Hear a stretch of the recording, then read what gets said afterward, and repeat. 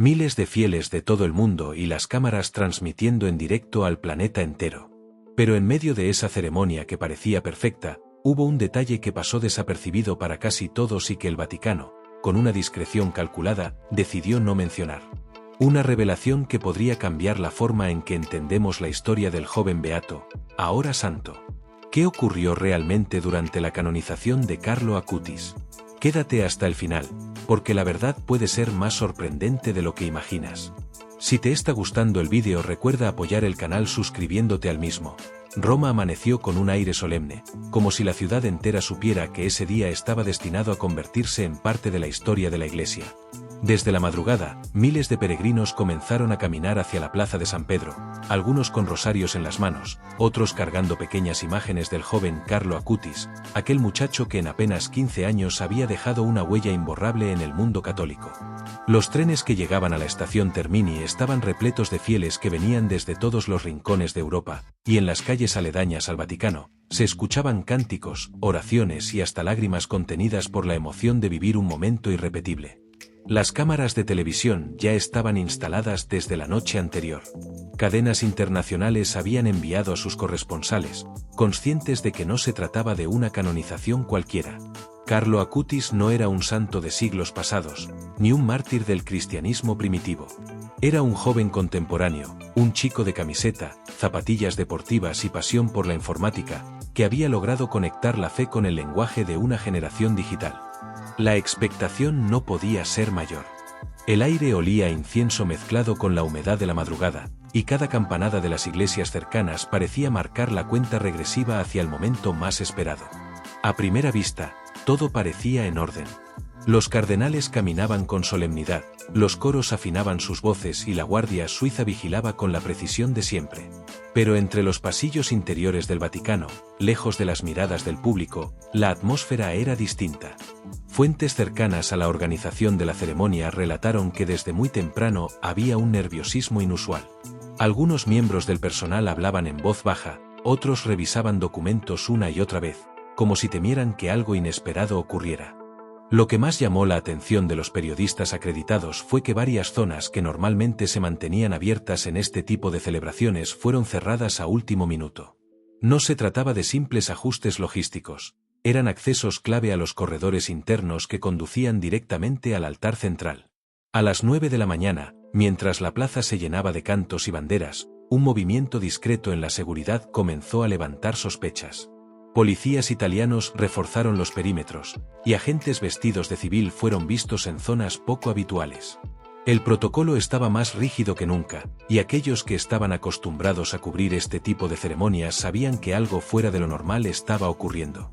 Los rumores empezaron a circular entre los reporteros. Algunos hablaban de un documento filtrado, otros de la llegada inesperada de un objeto sagrado que no estaba previsto en el programa oficial. Sin embargo, nada de esto se comunicó públicamente.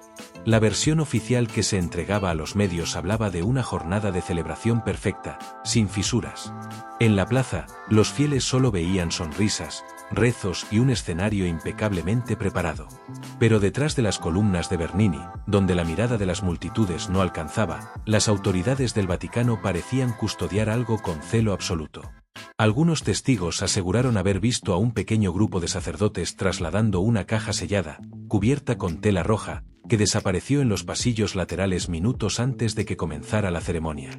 Esa contradicción entre lo que se mostraba y lo que se ocultaba marcaría el inicio de una serie de enigmas que, con el tiempo, darían paso a las preguntas más inquietantes. Porque mientras el mundo entero se preparaba para celebrar la canonización de Carlo Acutis, en el corazón del Vaticano se gestaba una decisión silenciosa: ocultar un detalle que cambiaría para siempre la manera en que se recordaría aquel día. La canonización de un santo siempre está marcada por símbolos, y uno de los más esperados es la presentación de una reliquia vinculada a la vida del nuevo santo. En la mayoría de los casos se trata de un objeto sencillo, un rosario gastado, un pedazo de vestimenta, una carta escrita de su puño y letra. En el caso de Carlo Acutis, todos esperaban ver aquella computadora portátil en la que trabajaba para difundir milagros eucarísticos, o quizá la camiseta sencilla que llevaba en sus caminatas cotidianas hacia la parroquia. Los organizadores habían insinuado que habría una sorpresa especial, y los fieles aguardaban con expectación. Pero lo que realmente ocurrió estuvo lejos de lo que el mundo vio en televisión. Según múltiples fuentes cercanas a la ceremonia, la reliquia principal no era una simple prenda ni un objeto digital. Se trataba de un relicario especial enviado desde Asís, cuidadosamente custodiado en una caja blindada. A diferencia de otras ocasiones, no fue transportado a plena vista de la multitud, sino bajo estrictas medidas de seguridad. Se dispuso de un convoy discreto en la madrugada, y el relicario fue ingresado directamente a los pasillos interiores del Vaticano. Los pocos que pudieron observarlo describieron un cofre ornamentado con incrustaciones doradas y un sello papal que impedía su apertura sin autorización oficial. Durante las horas previas al inicio de la ceremonia, se tenía planificado que ese relicario sería colocado en el centro del altar como símbolo máximo de la vida del joven santo. Sin embargo, algo sucedió. Testigos internos afirman que, minutos antes de la procesión inicial, un grupo de altos prelados se reunió a puerta cerrada. Lo que discutieron nunca fue revelado, pero de esa reunión salió la orden directa: el relicario debía ser retirado y reemplazado por un objeto menor. En lugar de aquella pieza enigmática, se mostró públicamente una reliquia sencilla, apenas una tela impregnada con la sangre del joven, cuidadosamente resguardada en un marco transparente. La multitud aplaudió emocionada, convencida de estar frente al objeto preparado para la ocasión, sin imaginar que lo que realmente debía ser revelado había sido escondido en silencio. La decisión desconcertó incluso a quienes formaban parte del equipo de liturgia. Algunos sacerdotes aseguraron haber preparado la ceremonia siguiendo el guión original, en el cual se especificaba que un relicario especial de Asís sería presentado como el corazón de la canonización. Pero en cuestión de minutos, todo cambió. Lo más inquietante fue que, según dos fuentes que pidieron permanecer en el anonimato, varios documentos impresos con el programa oficial fueron recogidos apresuradamente para evitar contradicciones. Era como si se quisiera borrar cualquier rastro de lo que había sido planeado. Suscríbete al canal. El momento culminante de la ceremonia llegó poco después del mediodía. El Papa, con voz solemne y mirada fija en la multitud, pronunció las palabras que convertirían oficialmente a Carlo Acutis en santo de la Iglesia. La plaza estalló en aplausos, lágrimas y cantos de júbilo. Los peregrinos levantaban imágenes del joven, algunos con celulares en alto tratando de inmortalizar la escena, mientras las campanas de San Pedro repicaban con fuerza. Todo parecía seguir el curso esperado de una celebración majestuosa. Y sin embargo, fue precisamente en ese instante de éxtasis colectivo cuando ocurrió lo inesperado. Primero fue un murmullo. Algunos señalaron el cielo con incredulidad, otros levantaron la mano como protegiéndose de un resplandor súbito. En lo alto, justo encima de la cúpula de San Pedro, se formó un destello intenso, imposible de confundir con un simple reflejo del sol. Los más cercanos lo describieron como una luz blanca en forma de cruz, que permaneció visible durante algunos segundos antes de desvanecerse lentamente. Otros aseguraron que fue un resplandor dorado, similar al fulgor de la custodia eucarística durante la adoración. Hubo quienes incluso juraron haber visto en el resplandor una silueta juvenil, como si Carlo mismo se hubiera asomado desde los cielos para bendecir a la multitud. El fenómeno provocó reacciones inmediatas. Algunas personas cayeron de rodillas llorando, convencidas de estar frente a un milagro. Otros, en cambio, dudaron, pensando que podía tratarse de un efecto atmosférico. Pero lo más llamativo fue la reacción de los propios encargados de la ceremonia. Mientras las cámaras oficiales se enfocaban al altar y al Santo Padre, los operadores que cubrían los alrededores recibieron instrucciones abruptas por radio: no giren hacia el cielo, mantengan el plano cerrado. Varios camarógrafos independientes relataron después que en ese momento sintieron que algo deliberado se estaba ocultando, como si hubiera un esfuerzo por minimizar el impacto de aquella aparición luminosa. Los medios de comunicación no tardaron en dar versiones contradictorias. Las cadenas internacionales que transmitían en directo apenas mencionaron el hecho, refiriéndose a él como un reflejo solar que coincidió con la proclamación. Sin embargo, en redes sociales comenzaron a circular vídeos grabados por teléfonos de peregrinos, donde el destello podía apreciarse con claridad. La noticia se esparció con rapidez, y mientras unos lo consideraban una señal divina, otros lo calificaban de montaje o exageración. El Vaticano, por su parte, emitió horas después un breve comunicado explicando que se trataba de un fenómeno óptico producto de la posición del Sol y la humedad en el aire. Una explicación demasiado simple para quienes lo habían presenciado en persona. Lo más inquietante vino después. Fuentes cercanas a la seguridad del Vaticano filtraron que las cámaras de vigilancia, instaladas en puntos estratégicos de la plaza y en lo alto de la basílica, captaron el fenómeno desde distintos ángulos. Esas grabaciones, sin embargo, nunca fueron publicadas. Quienes tuvieron acceso a las imágenes describieron un destello mucho más nítido y prolongado que el que se viralizó en Internet, casi imposible de explicar como un efecto natural. Un oficial, bajo anonimato, confesó: eso no era un reflejo. Y todos aquí lo sabemos. La coincidencia temporal fue lo que más alimentó el misterio. Carlo Acutis, en sus escritos y conversaciones cercanas, había expresado que su mayor deseo era ayudar a las personas a mirar al cielo y reconocer la presencia de Dios en la Eucaristía. Que justo en el instante de su canonización se produjera una luz celestial de tal magnitud no parecía una casualidad. Para los fieles, fue una confirmación. Para el Vaticano, un dilema. Porque aceptar públicamente aquel fenómeno como una señal milagrosa podría desencadenar una ola de interpretaciones difíciles de controlar. Y así, lo que para la multitud fue un instante de emoción y fervor, para las altas esferas se convirtió en un punto de tensión. La decisión fue clara: minimizar, callar y dejar que la atención siguiera en el acto litúrgico. Pero en los pasillos internos, algunos comenzaron a preguntarse si esa luz en el cielo estaba directamente relacionada con el relicario que había sido retirado momentos antes. Dos hechos separados por apenas minutos, y unidos por un hilo invisible que el Vaticano, con su silencio, parecía empeñado en cortar. Lo que nadie podía negar era que, en aquel mediodía en Roma, la canonización de Carlo Acutis dejó de ser solo un acto de fe. Se transformó en el inicio de un misterio que aún hoy sigue desafiando las explicaciones oficiales. Días después de la canonización, cuando las campanas de San Pedro ya habían dejado de repicar y la plaza volvió a su ritmo habitual de turistas y peregrinos, dentro del Vaticano la tensión no se disipó. Muy al contrario, lo que había ocurrido aquel mediodía comenzó a despertar preguntas incómodas en los pasillos internos. Algunos prelados insistían en que la luz del cielo debía reconocerse como un signo, mientras otros, más pragmáticos, pedían silencio absoluto para evitar confusión entre los fieles.